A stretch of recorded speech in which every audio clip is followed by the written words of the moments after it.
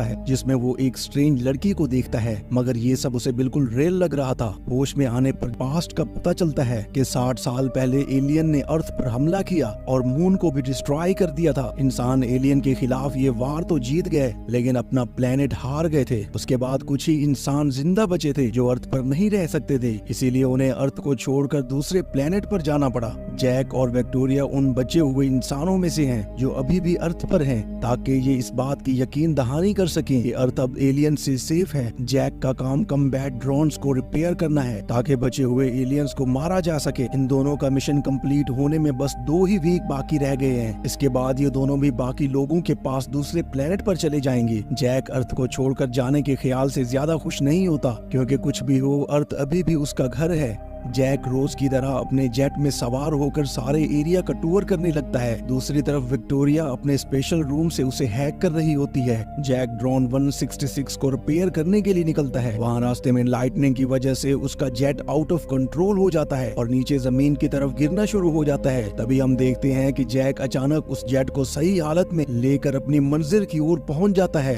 Jack नीचे उतरकर drone को रिपेयर करता है। उसे ऐसा लगता है जैसे दूर एक केव से उस पर कोई नजर रखे हुए है, लेकिन बाद में पता चलता है कि वो एक डॉग है। ड्रोन 166 रिपेयर हो जाता है और वहाँ सब क्लियर देखकर आगे बढ़ जाता है। अब जैक का आखिरी मिशन एक ड्रोन को ढूंढना है जो कुछ टाइम से मिसिंग है। जैक अपनी बाइक पर बैठकर उसे ढूंढने के लिए निकलता है और आखिरकार एक टनल में उसे वो ड्रोन मिलता है। वो जैसे ही उसे रिपेयर करने के लिए अंदर जाता है, जैक देखता है कि वो एक लाइब्रेरी है। आगे बढ़ते हुए उसे पता चलता है कि वहाँ कोई ड्रोन नहीं बल्कि ये एलियंस का जाल था उसके लिए। वो वहाँ से भागने की कोशिश करता है, तभी एलियंस उसे पकड़ लेते हैं। वो जैक को मारने वाले ही होते हैं कि ड्रोन 166 आकर उसे सेव कर लेता है। इसके बाद जैक विक्टोरिया से कांटेक्ट खत्म करके अपने सीक्रेट प्लेस में जाता है, जो माउंटेन के बीच एक बहुत खूबसूरत जगह होती है, जहाँ एक छोटा सा घर होता है जिसे जैक ने ही सेट किया था ताकि वो कुछ टाइम के लिए ही लेकिन अर्थ पर ह्यूमन लाइफ एंजॉय कर सके। जब जैक आंखें बंद करके सोने लगता है तो उसे फिर से वो ड्रीम आता है जिससे उसकी आंखें खुल जाती हैं। आंखें खुलने पर वो देखता है कि कोई अननोन चीज जमीन पर आ गिरी है। वहाँ पहुंचकर उसे एक चैम्बर नजर आता है जिसमें जैक के ड्रीम वाली लड़की होती है। वो उसे उस टावर पर ले जाता है जहाँ वो रहता था। चैम्बर खोलने पर उस लड़की को होश आ जाता है। वो जैक को देखकर उसका नाम लेकर फिर से बेहोश हो जाती है। उस लड़की का नाम जूलिया था। वो होश में आने पर विक्टोरिया को बताती है कि वो 60 साल से इस चैम्बर में थी। वो चैम्बर एक ऐसा स्पेस एरिया था जिसमें जाने पर टाइम रुक जाता है। जैक के दिल में जूलिया को लेकर बहुत से सवाल होते हैं जिनके जवाब वो लेने के लिए उसके पास जाता है। जूलिया उससे कहती है कि उसे उस जगह ले जाएं जहां चैम्बर गिरा था। जैक उसे लेकर उस जगह चला जाता है। वो जैसे ही उस जगह पहुंचते हैं तभी वहां एलियंस आ जाते हैं और उन्हें पकड़ लेते हैं। दूसरी तरफ विक्टोरिया दूसरे प्लेनेट पर रहने वाली अपनी बॉस सैली से कहती है कि उसने जैक से अपना कनेक्शन खो दिया है, इसीलिए वो एक ड्रोन को उसे ढूंढने के लिए भेजे। सैली एक ड्रोन को भेज देती है और होश में आने पर जैक को पता चलता है कि ये कोई एलियन नहीं बल्कि इंसान है जो कि एलियंस बनकर ड्रोन पर हमला कर रहे थे।